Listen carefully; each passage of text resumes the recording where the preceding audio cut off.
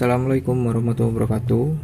Oke guys, ini adalah video kelanjutan project mesin intek tanam ya, yang kemarin ini part keduanya.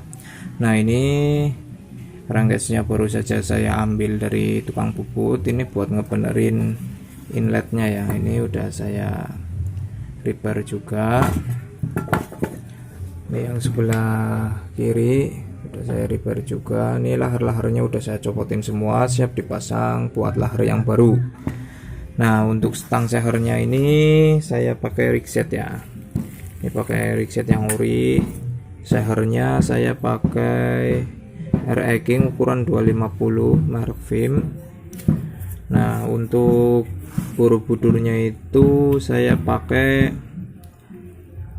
giroplosan ya. Jadi ini pakai Strada, ini pakai Sprint. Nah, untuk platnya udah saya ganti baru. Ini plat koplingnya saya pakai yang lama. Ini gear selahnya saya pakai Vitali. Nah, nanti di bagian crankcase di sini akan saya lakukan pengeleman ya. Ini saya pakai lem ini, lem porting ya, lem Epo putih.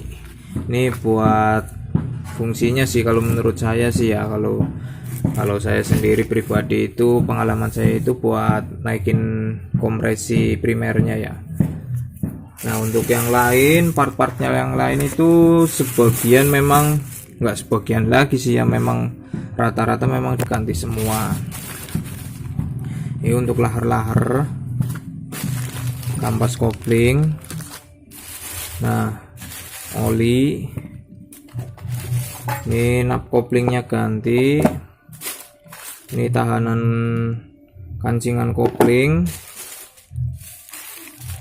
silkrek as, lahar mimis, ini lahar ini ya, lahar roda karena udah diganti pakai Jepang. Ini pakai ukurannya 6905. Nah, mata koplingnya juga ganti, ini pakai Vitali yang mata 23/7. Untuk mangkok koplingnya saya pakai dan motor sama nap koplingnya. Nah, untuk bearingnya saya pakai NTN yang Jepang ya. Nah, yang lainnya udah sih, paling oli sama ini ya, bau tanam ya, cuman belum saya ambil di dalam. Nah, kurang lebih seperti itu. Nanti kan saya pasang-pasangin dulu biar ini ya, biar nanti videonya, biar nanti nggak kepanjangan. Saya videokan kalau udah sebagian udah terpasang ya, karena susah juga yang megangin nggak ada, jadi saya kerjakan satu persatu dulu. Dan saya juga akan ngelem ini dulu ya, mau melakukan pengeleman ini, dan kurang lebih itu untuk waktu keringnya mungkin 3-4 jaman mungkin. Makanya ini saya lem dulu, nanti baru saya kerjakan yang lain. Biar sambil nunggu kering saya kerjakan pasang sebagian spare part yang di sebelah crankcase kiri.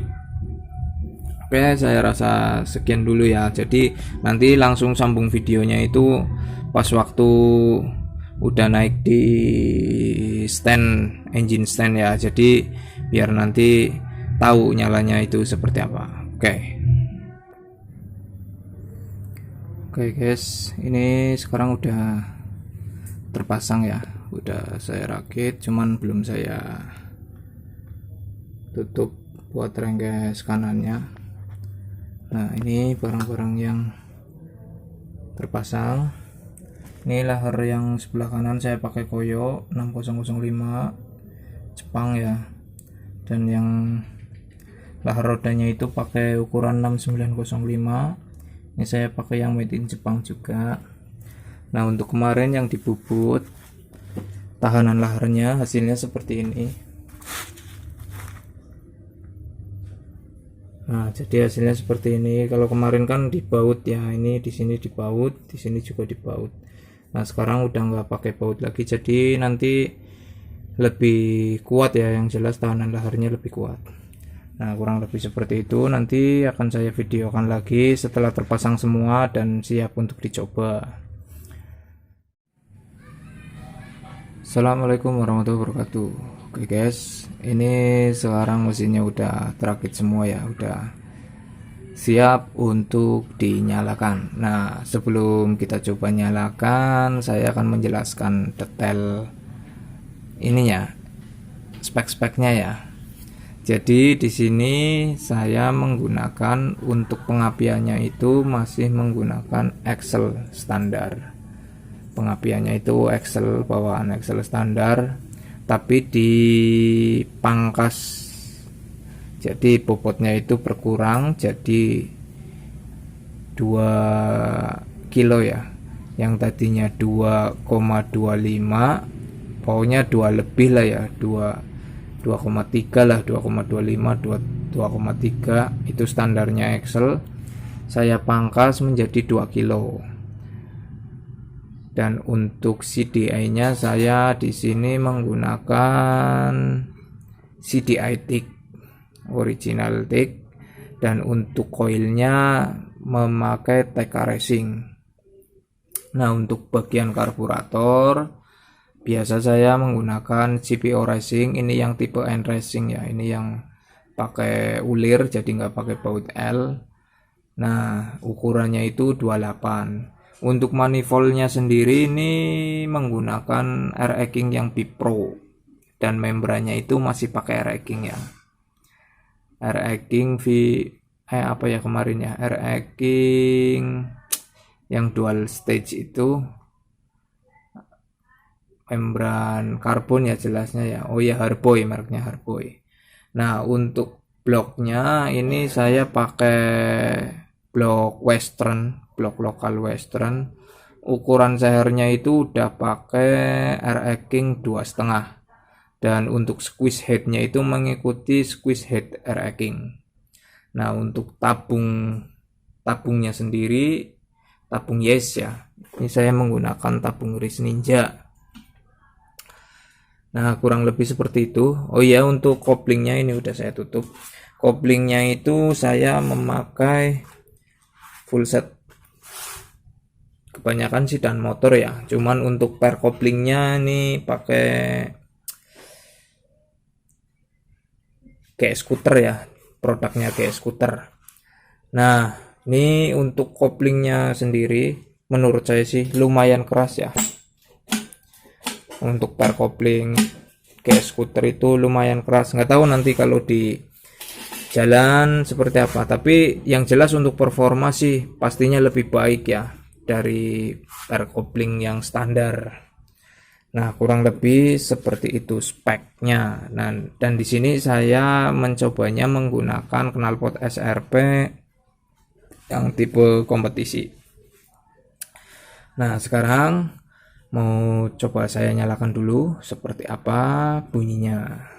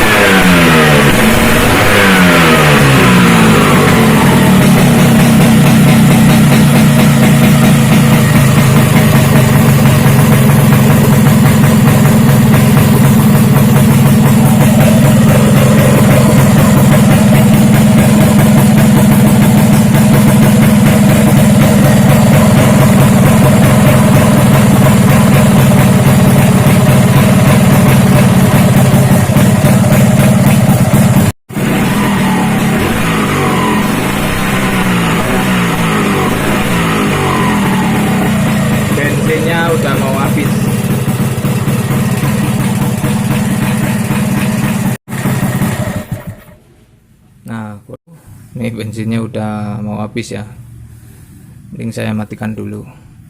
Nah, kurang lebih seperti ini hasilnya untuk mesin kepunyaan Mas Pras.